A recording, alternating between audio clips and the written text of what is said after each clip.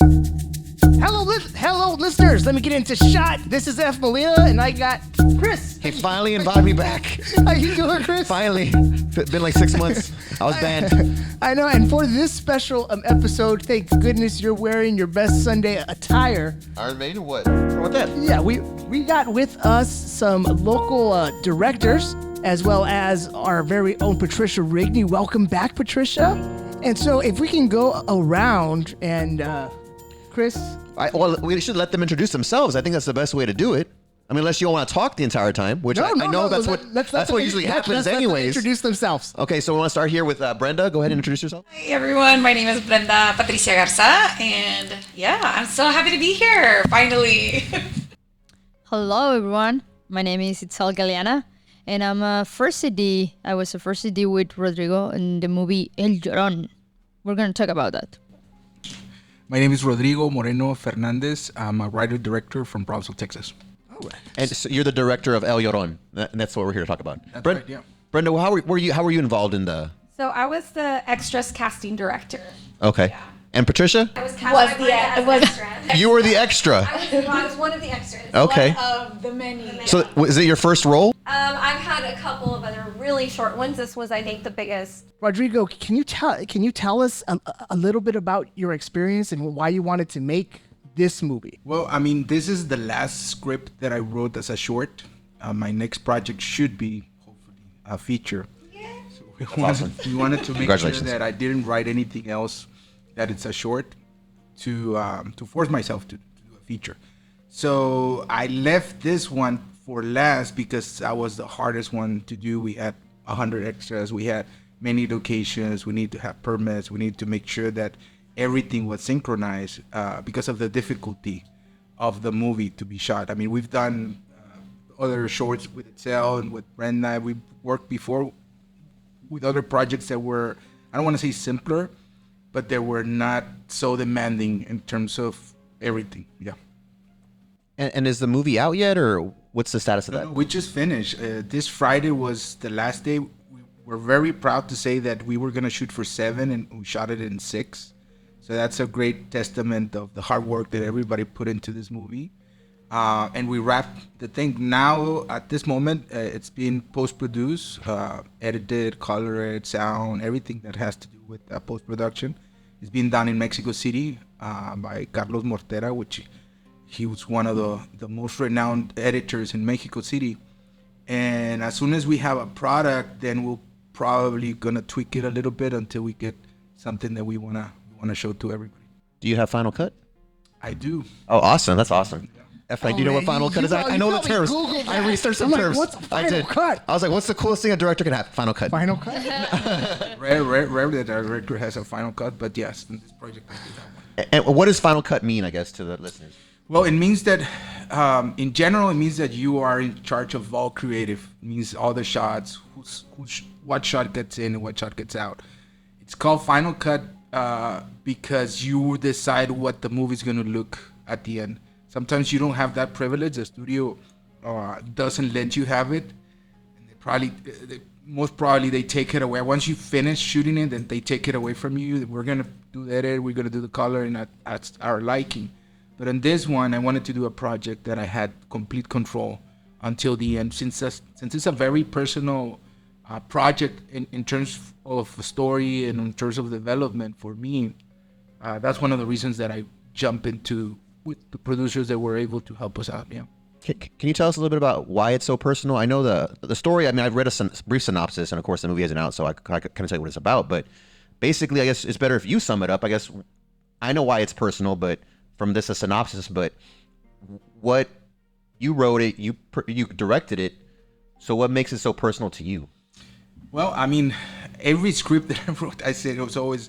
I mean, I wrote scripts that I could easily give to somebody else to direct it or produce it or whatever. But there are certain scripts that I wrote that I have to do them just because they're like kind of a catharsis for me. This deals a lot with my dad, and when he died and all the things that I had to deal with that I couldn't deal with. I don't know. Honestly, it's called El LLoron, which is the crier. I don't know how to cry that well. I don't know how to deal with my emotions in terms of like a normal human being should have.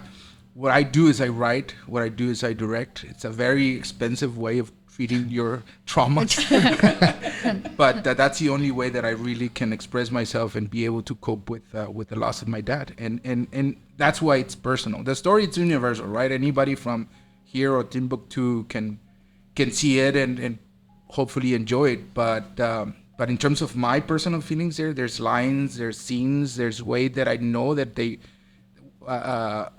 When they buried my dad, I remember scenes. I remember seeing that shot from the perspective that the camera would use here. I remember people approaching me, and I remember explicitly, maybe not in my dad's funeral, but in other funerals where other relatives died.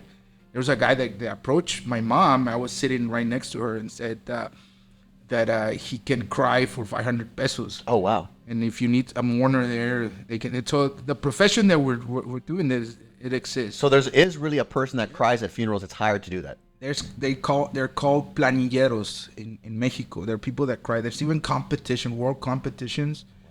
It's also a profession that is in Egypt and in the Middle East. So yeah, there's people that. So the movie deals with that, right? The essence. It's like people try to buy their essence when they die.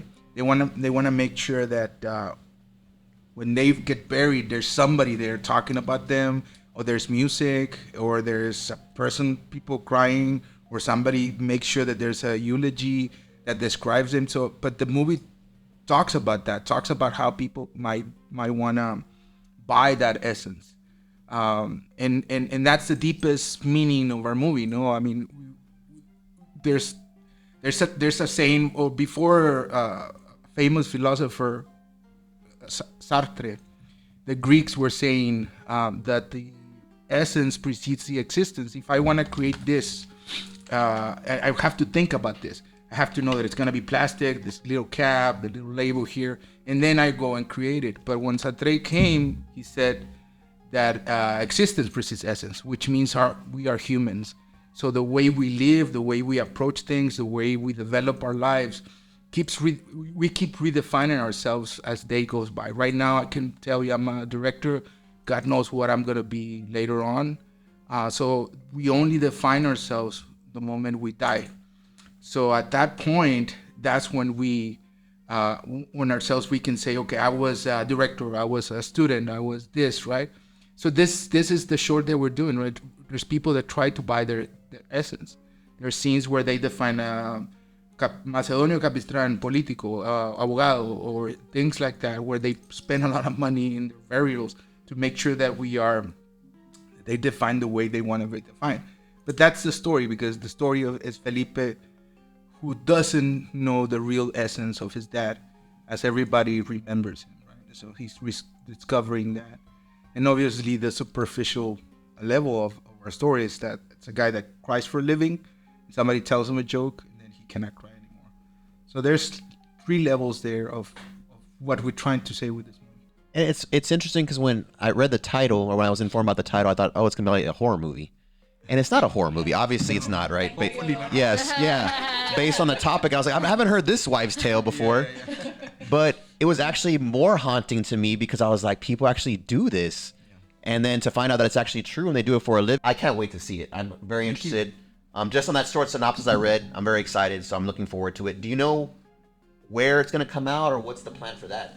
I couldn't tell you right now because we're at the mercy of the film festival. This movie is done for film festivals, so it would have to be a film festival that likes it and accepts it and is willing to show it on their lineup.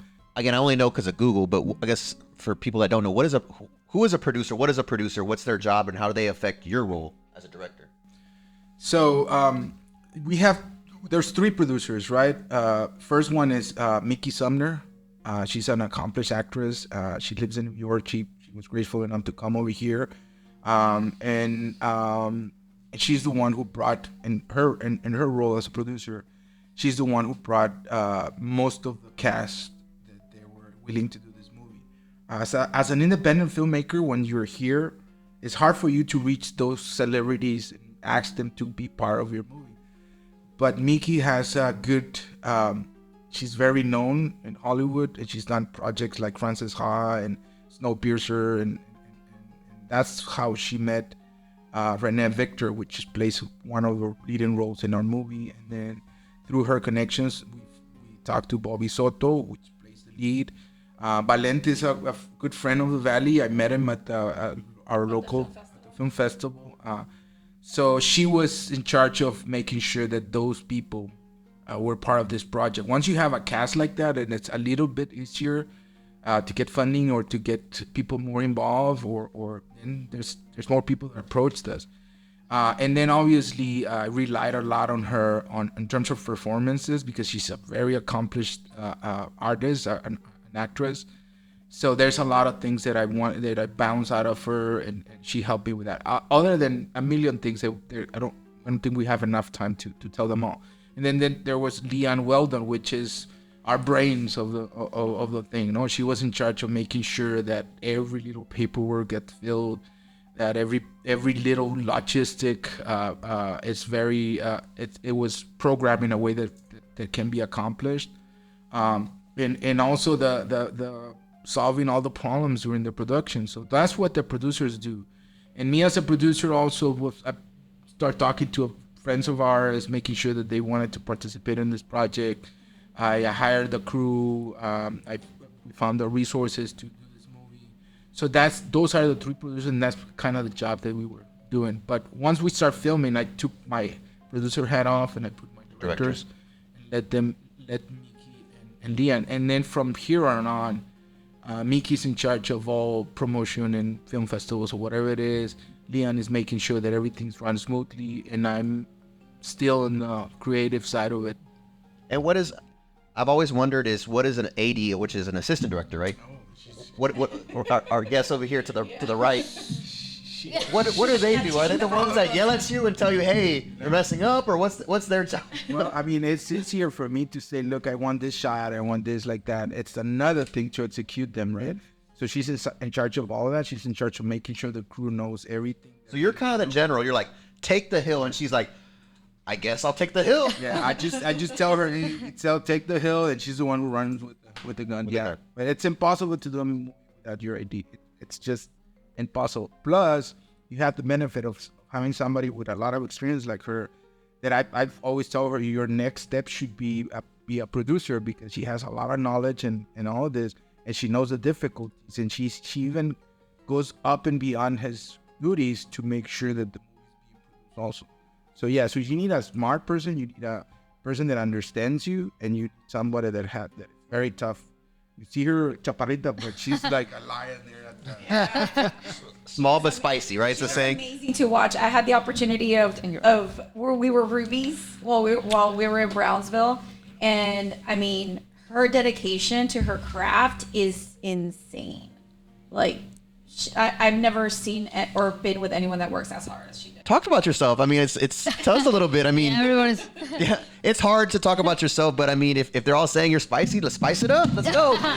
I think everybody says better than me, but yeah, I think for me it's a big responsibility. When I first started, when I first said, this is what I want to do for the rest of my life.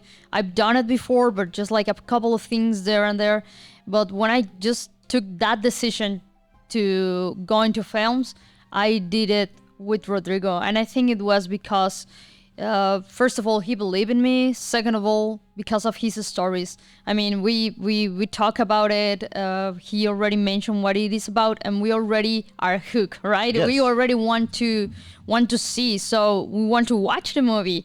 So I think for me, it is important to obviously have a job, but I think it's more important to work with people like Brenda, like Patricia, like Rodrigo, who are really people that are interested on telling good stories.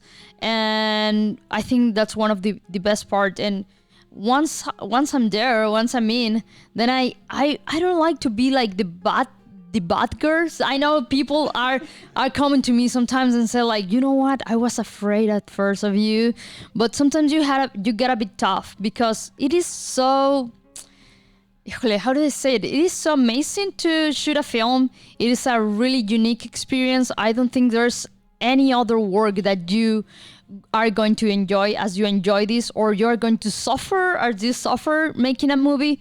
But at the same time, there's a lot to be done, and there's a time to respect, you know.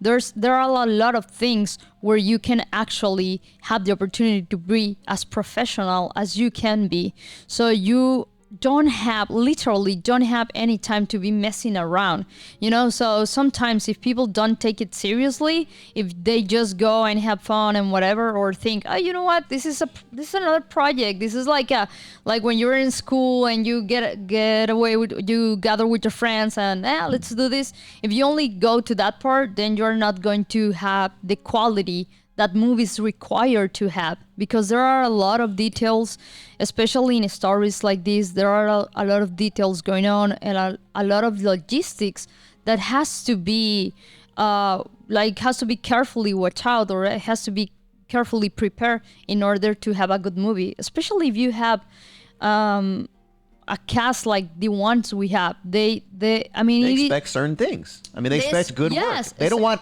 You kind of remind me of the person in the group who's like, look, guys, we're getting an A. Yes. I'm not going to go for a B. I'm not going to B plus. Yes. And you know what? A is probably not good enough. I want an A plus, but you know what? I'll lower my standards for you guys. But when you have a good cast and you have people, I guess, counting on you, is like, hey, we got to get these shots. Of course, a producer is doing that too, right? Hey, yes, we got a budget. We got to get these shots within a day. And it's a serious work. Yeah, it is she's a showing serious up work. and she's pointing. She's like, that's not an iPhone. That's a red camera. Yeah. Big difference. Yeah. Right? Yeah, this is not for your TikTok. This ain't TikTok. Yeah. It's something else. If you want to be a filmmaker nowadays, you cannot think like that. You cannot think like, I'm gonna be famous, or I'm gonna work with Scorsese, or it's impossible. If you start your career thinking like that, you're bound to fail in this profession. You have to do this because you have to. There's no way that. With me, it's like a banging noise inside my brain saying, you have to direct, you have to do it. Otherwise, you cannot sleep. You live your life in misery, because you're not fulfilling what you, in my case, I think what you were born to do. But if you have it wrong, like, I just want to be famous, I just want to take a selfie with this actor, all those things are not the right reasons for what you should put your life in this path. It has to be something that you cannot live without. Honestly, I've met a lot of filmmakers, not just from here, from all over the world. The common thing that binds us all, that tries to do movies, is that I cannot live with myself if I don't do this movie. That's one of the questions that you have to ask yourself. It reminds me of that movie Oppenheimer, where he's like, he's laying in bed dreaming of stuff. Like, it's just constantly on him, and it's like, he's almost suffering. Yeah, it's an obsession. He's suffering. I wish I would have started real early. I know my dad, when I was 18, 17 years old, told me that I grew up in Matamoros, Mexico, and he told me, I love you. I know you want to be a director. You want to study this, but that's not a career. You can do it as a hobby. You got to study. And I went out and went to college as a computer, studying computers. And I was miserable all my life. My dad saw that, and this is why it's very personal, because when he got diagnosed with cancer and the doctors gave him 3 months to live, right about 2 weeks before he died, he, in one of those lucid moments at the end, he goes with me and said, Mijo, I'm sorry, I made a mistake with you. I've seen you live a normal life, but it's a miserable life for you, because you're always talking about this, you don't feel the same way. So after he told me, go pursue, don't forget about your career as a computer or whatever, repair guy, whatever. Go after this. Don't let anybody. At this point in my life, when I know I'm gonna die, that's the only thing that I can think of that I wanted to take with me. The satisfaction that I did what I wanted. So that's when he told me, you gotta. And this is a most saying in Mexico, but it says, plant a tree, have a kid, and write a book. And he told me, a tree you can always plant it. You already have a kid. Go make your movie. I'm not a writer or a painter. Go make your movie. Be this complete. So that's what it goes back to what we were talking about, right? It has to be an obsession. It has to be a career that everything. It doesn't matter when you start. I mean, I started when I was 42 years old. Wow. But as long as you fulfill your dreams, and my kid and my wife can be at the testament of I was a person before I made my first movie, And then after I did my movie, I was a completely normal person, because before that I was bitter. I was like unfulfilled. I didn't unfulfill my dream that I was born to do that. So and that's the beauty of all this, right? It's the ability for you to find what it is, your destiny, find it and fulfill it. It doesn't matter if it's good or bad, as long as you already fulfill it.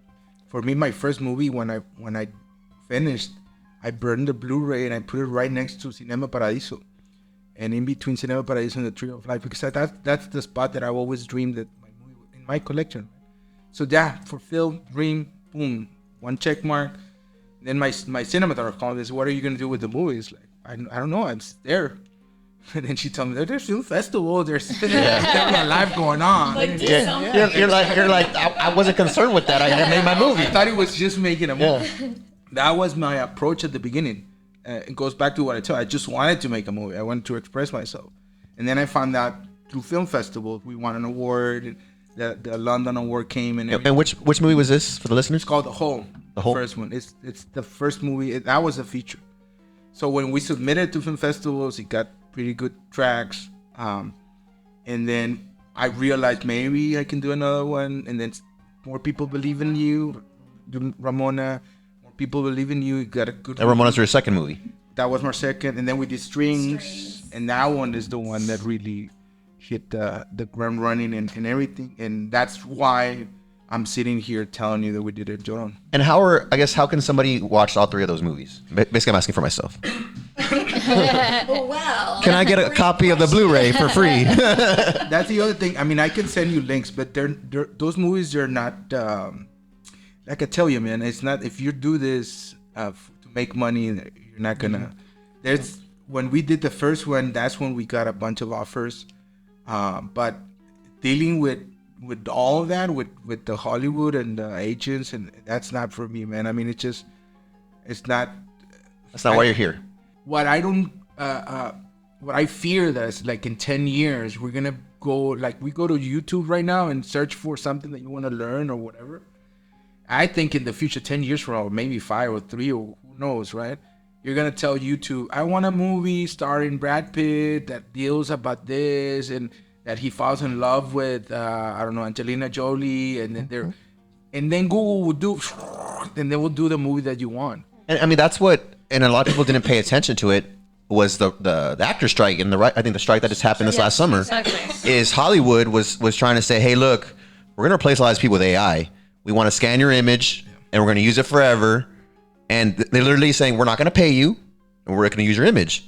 And so, I mean, it's something that is very scary because, well, jobs and just, But see, like, look at, I think, I'm sorry to interrupt you, but what was it that the Secret Wars are on Disney Plus with Samuel Jackson? They use AI art, so all those artists, no job. it's just if the my problem with, and I was 100%, we picket fence over there in LA with the writers, and I think it's a noble thing that we're doing. I think the studios finally realized that. But my concern is if the studio's already signed, but that doesn't mean that it's not going to happen. The studios, their point of view was, okay, we're signing everything that you want, but if it's not going to be us, somebody else is going to come. Google is not part of the AMTP. Microsoft, they're the ones commanding the AI revolution right now, and they can do it. They don't need, I mean, if I can watch a movie about whatever I want, I feel at the moment, created by a quantum computer now that they're developing those, then they don't have to ask permission to anybody to do that. They just do it. That's my problem with AI. In terms of creative, I think AI and quantum computing could be excellent to cure cancer and all of that, right? But in terms of creativity, it's hard for us to imagine a world. I was telling Itzel, I just did my 4th movie, man. I mean, I'm barely started, and now AI comes. That's it. Oh, you're not longer needed. When we were watching Bobby Soto say that monologue, and I remember being there, looking at the monitors, and like just glancing at Rodrigo, and I remember Bobby, amazing one taker. Like in one take, he delivered the best monologue ever. For me as an actor, I was studying what he was doing. However, because I was there and I was just glancing at Rodrigo, and I remember his eyes welling up, and I was like, he's doing such a good job as an actor, right? Without knowing that that monologue was written specifically from Rodrigo for his dad. Can an AI do that? Can you add that feeling to it? And that's where I think the difference is what you're talking about is about, does the AI have the feelings that it needs to really portray something on camera that will actually make you feel something? Hit you to the core. Yeah. Well, and that's the thing is an AI hasn't suffered. Everybody here on this table has suffered. We've suffered loss. We've fallen off our bikes, heartbreak. And AI can maybe simulate it, but to actually say, hey, I've lost my dad, I've lost my uncle, I've lost somebody very close to me, it's going to be very impossible. And I'm not going to lie. Like, I saw some, like, Facebook, like, photos, like, posted. And I'm like, man, that AI is good because one of them looks like Patricia Rigney. So... Don't believe everything you say. So you have Patricia Rigney, who's you were cast as what? As an extra. As an extra. The guests of the funeral. Okay, so you have this powerhouse municipal attorney who decides to be an extra. I know. Even in I your was film? like, That's wow, pretty cool. she wants to be my extra. During the production, I saw her, right? And I was like, I didn't know predominant famous person here from the Valley, but I knew that it was every scene was like bring her a little bit closer to the camera, bring her a little bit closer. I was telling her, bring her to this scene. I hope she comes tomorrow because there's people that the camera loves. I mean, once you put the camera in front of her, you want to have them much more. And she did a great job. I mean, that's one of the things that we tell each other. The camera doesn't lie. Whoever has talent has talent. Whoever doesn't have, as much as they do, and she was just standing still, but we were moving her a little bit forward. And every scene. I know. I ended up taking a picture because I was like, oh my God, let me take a picture of her. And I sent it to her and I was like, dude, she looks really good on camera. And that's your job as a casting person, right? You're looking for talent like that for the movie, right? Yeah, so he actually let me know. First, it was about locations. And so luckily enough, we were going to find one of the locations, which was in Mission, which was La Lomita Chapel. Super cute, super quaint, exactly what he was looking for. So thank God we were able to find that.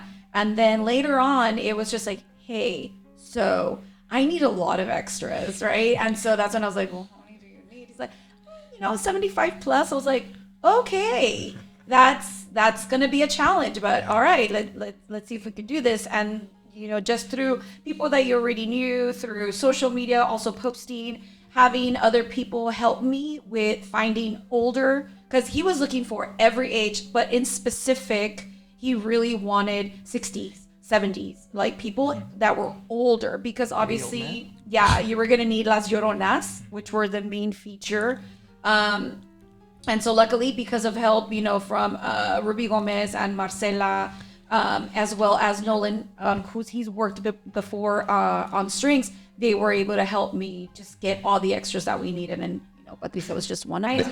They found a needle in the haystack, right? Or a diamond in the rough. Diamond in the rough. I remember. I'm sorry to interrupt. I remember at the end of one of the days, she came to me and she was like, "Hey, I want to kidnap you. You're doing such a great job." Because I was just there like bossing everyone around. I didn't know where they came from or what they were, And so at the end of the movie, she comes and, "You're doing a great job. Hey, I'm a lawyer," and she starts talking like that. And apparently she's like this big thing, and I'm like, and I'm here just bossing you around. So I don't think I would do that in a normal date. But she was so commitment, and she has this special talent to be there because. She never yelled at you? Because she's always yelling. She never yelled, not once. And she took it. I mean, she understood that this wasn't... She understood that this wasn't something personal. That this wasn't something like, exactly. That was just I was just doing my job and she was doing hers by doing everything she was asked to do. And I think that's beautiful on a film set, that you don't actually care where you come from or who you are, but you are there to fulfill your role. And once you do it, you end up with such an amazing friends and with such an amazing people that I don't know, I wouldn't trade that for anything. So how can we support you guys? How can we what can we do as just regular folks, not with Patricia's looks and natural talent? I object. Okay. And Efrain's good looks and natural talent.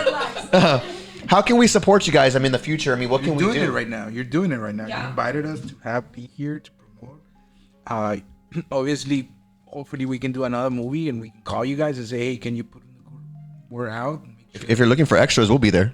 Extras, but I mean, it takes money to make movies, right? And I think one of the voids that I've heard of is that there's the big movie companies and even the smaller ones just aren't putting money into Hispanic movies. They're just not.